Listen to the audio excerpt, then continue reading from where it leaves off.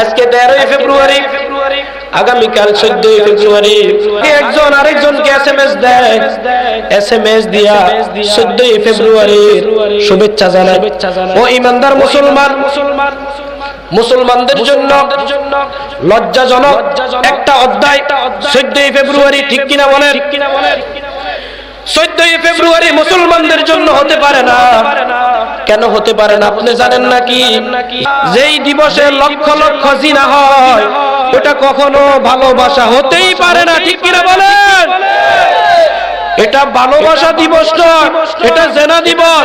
রাষ্ট্রীয়ভাবে কোন মানুষ যদি এটাকে ভালোবাসা দিবস বলে, আমরা আকানিয়া ঈদগাহ ময়দান থেকে ধিক্কার জানাই। তোমাদের এই নোংরা ভালোবাসা দিবসের থু তোমাদের সেই ভালোবাসায়, যেই ভালোবাসাতে মুসলিম নারীদের ইজ্জত দিয়ে চিনিবিনি খেলা হয়, ঠিক কিনা বলে? ও রাঘববোয়াল সাহেবরা, ও বড় বড় ক্ষমতাধররা, আপনারা শুনেন, কুল কায়নাতের মানুষ যদি আল্লাহর কোরআন না মানে, আল্লাহর কিচ্ছু আসে যায় না।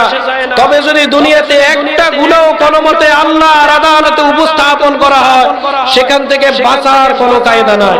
এজন্য বলি 14ই ফেব্রুয়ারি মুসলমানদের নয়। তাহলে আসেন 14ই ফেব্রুয়ারিতে কারা কারা যায়? মনে শুধু হিন্দুদের মেয়েরা বাহিরে যায়, মুসলমানদের মেয়েরা যায় না।